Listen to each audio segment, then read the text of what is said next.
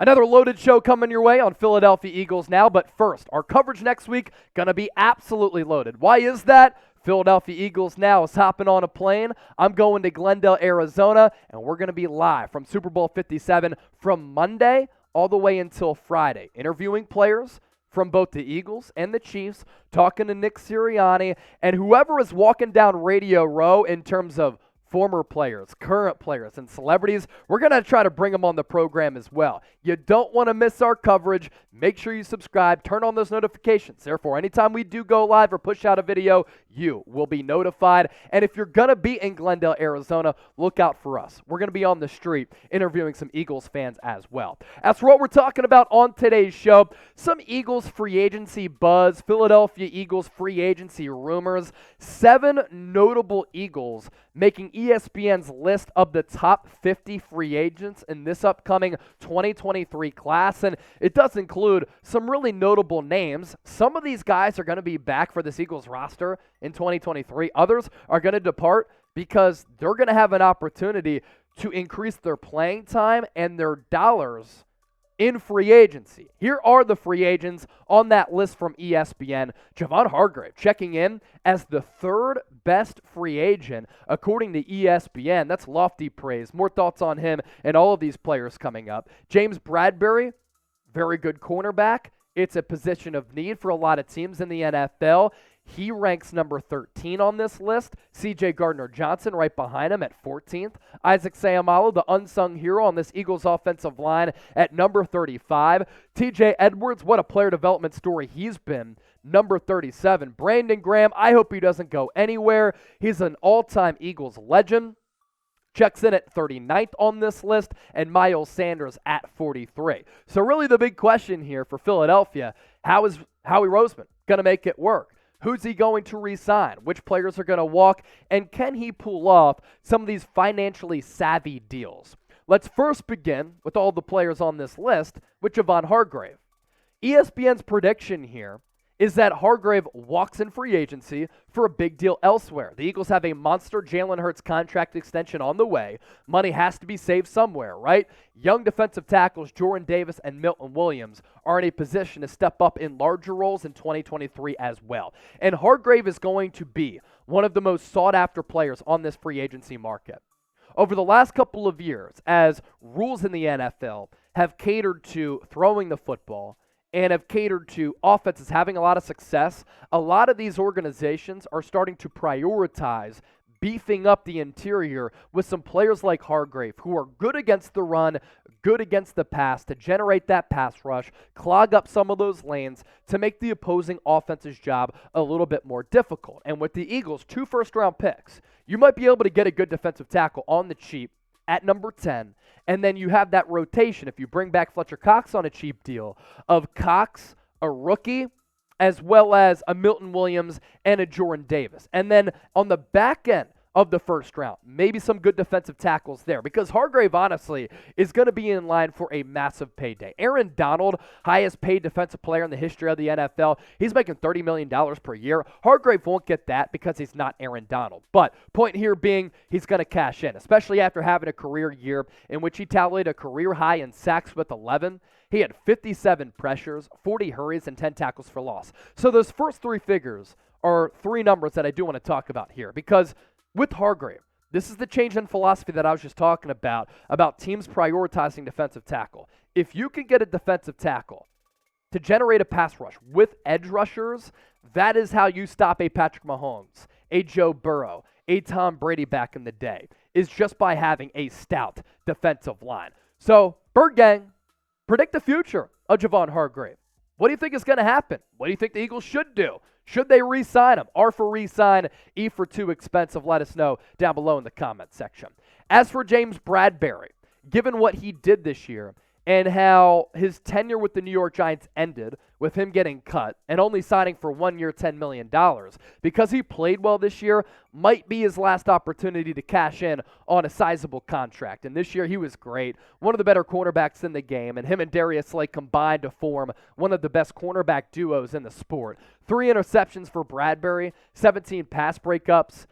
Pro Football Focus coverage grade of 80.2 and an overall grade of 74.2. Mecole Hardman might not be able to play for the Kansas City Chiefs in the Super Bowl, according to Andy Reid. We'll see what happens with some of the other injured and banged up wide receivers like Kadarius Toney and Juju Smith-Schuster. James Bradberry, Darius Slay, either way, going up against Patrick Mahomes, have an opportunity to further increase their value with a big performance in Glendale. And the Eagles have the number 10 pick. So just like they could spend that and prioritize it on a defensive tackle, they can address cornerback or multiple positions. You go edge rusher, defensive tackle, cornerback. You could go offensive tackle. If you think that Lane Johnson is going to play for the long haul, address multiple possessions right there at that 10th overall pick, because this is a deep class at multiple positions. As for C.J. Gardner-Johnson, C.J. Gardner-Johnson goes down as a great trade acquisition for Howie Roseman. They got him right before the season. And primarily with the New Orleans Saints, we knew that he had that swagger, one of the best shit talkers in the NFL, and he's a very confident dude, right? But he had played more than 1,000 snaps at slot corner, only 80 or so snaps at safety. Why I like C.J. Gardner-Johnson is how quickly he picked up this defense and how quickly he acclimated himself with the position that he didn't play full-time and then became a full-time member at that spot. As for what ESPN thinks is going to happen with C.J. Gardner-Johnson, the first guy on this list I'm expecting to be here for 2023. So they expect James Bradberry to go. The Eagles gave up minimal draft compensation in a preseason trade for Gardner-Johnson, but he just turned 25 last month. They'll be looking to solidify their safety spot with young talent, given the age of Darius Slay and Bradberry likely walking. Why I also like Gardner-Johnson is he's not the player that Malcolm Jenkins was. I think that Malcolm was a little bit better than C.J. Gardner-Johnson. But the versatility of both of those players I think is really important. Jenkins could play safety. He could play in that slot. Jenkins was also very durable. C.J. Gardner-Johnson, prior to the lacerated kidney, has been a very durable player. I love that versatility because if an injury happens at safety or at cornerback, you can go back and forth between those spots. And then the swagger and the age is something that I like about CD Deuce. Like Gardner-Johnson's 25 years old. He's got that dog in him. He can be one of your core foundational elements of this team whose Super Bowl window is going to be open seemingly for the next couple of years. I'm making him a priority. I'm interested to see what his free agency market is going to be. I want to see how much he's going to get paid. But for C.J. Gardner-Johnson, if he comes back, this Eagles defense will continue to be in a very, very good spot. So which free agents do the Eagles need to sign? They have more than 20 who are set to hit the open market. Let us know by dropping a name or names down below in the comment section. Now, we're going to get to some Super Bowl prop bets here in just a second, but if you want to bet on the Super Bowl and on the big game coming up on 2 Sundays, or in 2 Sundays, I should say, do so with our sportsbook partner, BetUS. Head to chatsports.com/EaglesBet, and by using the promo code Eagles125, anytime you put in $100, you get $125 back. Eagles total touchdowns. How about this? This is a cool prop bet here because this Eagles offense has been humming. 0 touchdowns, 16-1 odds. If they score 1 touchdown, 6-1 odds. 2 touchdowns, plus 235. 3 touchdowns, plus 210. So that's the sweet spot. The odds makers are expecting the Eagles to score at least 3 touchdowns in this game when you look at the odds. 4 touchdowns, not bad value. They average 28 points per game, plus 320. 5 tutties, plus 750. 6 touchdowns or more. You think the Birds are going to put up 42, 50 points, 14-1 odds, which means if you put $1 down and they score 6 touchdowns or more, you get $14 back. Lay down those bets. Be bold about it with BetUS at chatsports.com/EaglesBet. Promo code Eagles125. As for the other ESPN free agency predictions, they think that Isaac Seumalo is going to leave, the unsung hero along this Eagles offensive line at right guard. They think that TJ Edwards is going to re-sign with Philadelphia. Brandon Graham also re-signing with the Birds. Finish out your storied career with the Birds, BG. And then Miles Sanders, kind of a TBD as of right now, coming off that 2-touchdown performance against the Niners in the NFC Championship game. And speaking of Isaac Seumalo, I call him an unsung hero because this guy doesn't get a lot of credit. He doesn't get a lot of attention on that offensive line that's loaded with studs. You have Jason Kelce, who's an all-time Philadelphia icon and smashes beers at the OD&C aisle. Like, his legendary status is solidified. Lane Johnson, the same can be said for him. Everybody likes Jordan Mailata thanks to the Eagles' Christmas album, but g'day, mate. I play football for the Philadelphia Eagles, mate. Used to play rugby. Everybody loves that Aussie accent as well as his personality. Landon Dickerson, Isaac Seumalo, everybody forgets about them. But how about what Seumalo did in 2022? And he's really gotten steadily better since getting drafted out of Oregon State. 1,100-plus snaps, 6 penalties, 1 sack allowed, 3 hits allowed, 20 total pressures. And there are going to be teams out there in free agency who are absolutely desperate for offensive line help. Like the Bengals. We saw what they did after they went down to the Rams in the Super Bowl. After Joe Burrow got sacked the most times in Super Bowl history, they invested heavily all along that offensive line because they realized we have a great young quarterback. We have to protect him, and our lack of protection is why we went down in the Super Bowl. So for those teams out there who are looking to bolster that offensive line, they might overpay for Isaac Seumalo. On top of his really good play, he's also been coached and tutored by the best offensive line coach in the NFL and Jeff Stoutland.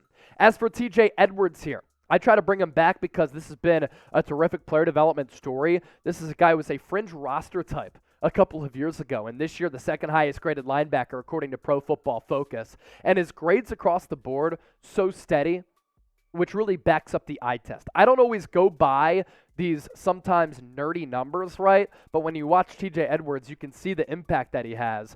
Overall grade of 84.8.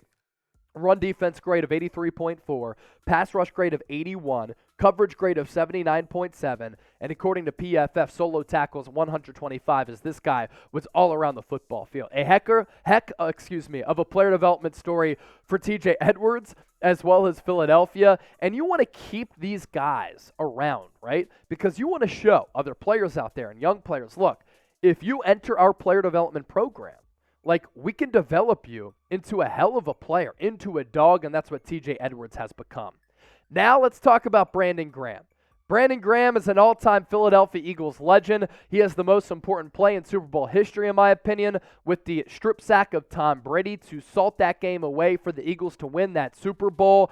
And for him, what a career it's been in the city of brotherly love, which started with him being a bust. Everybody criticizing the front office for taking BG out of Michigan instead of Earl Thomas. But look who's still playing now. It's BG, and Earl Thomas is up to weird stuff with his brother. Brandon Graham in another uniform would be like Brian Dawkins wearing that Broncos orange. It just wouldn't make a lot of sense, and you can't envision him not rocking that midnight green. And at 34 years old, coming off a torn Achilles, he could still play. A career-high 11 sacks this year, so he's obviously a great scheme fit in this defense that might be bringing back Jonathan Gannon. 48 total pressures, 32 hurries, 16 quarterback hits. BG, Philadelphia, it's in both of your interests, in my opinion, to work out a contract that makes sense for both sides because it's not like you're paying for a guy who's zapped. Brandon Graham's still playing at a really good level, and he said that he can still play at a high level. Now to Miles Sanders. Miles Sanders has said he wants to come back, but we know how the Eagles value running backs. They don't often pay running backs, and they don't give them second contracts. Sanders is a guy who's looking for that second contract, who's coming off a career year, but because of how he played this year, surpassing 1,000 yards for the first time in his career, he could look to cash in at a position that does not have a long shelf life.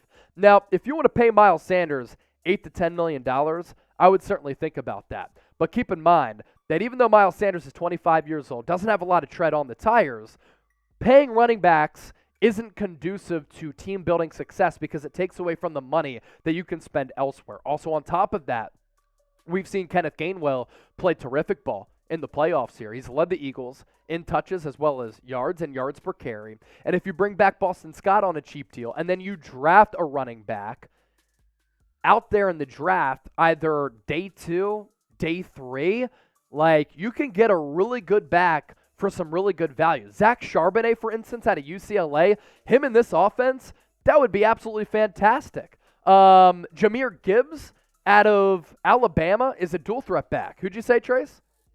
Tyjae Spears, also a very good running back. So there are a couple of good guys who you can get at a fraction, and I mean a fraction of the price of Miles Sanders, which then allows you to maybe bring back some of the free agents that we talked about on this list or we've talked about previously who Philadelphia might not be able to resign otherwise. Plenty of good backs in this draft for cheap, as I said. So really, those are the thoughts there with Miles Sanders. 8 to 10, that's my comfort zone.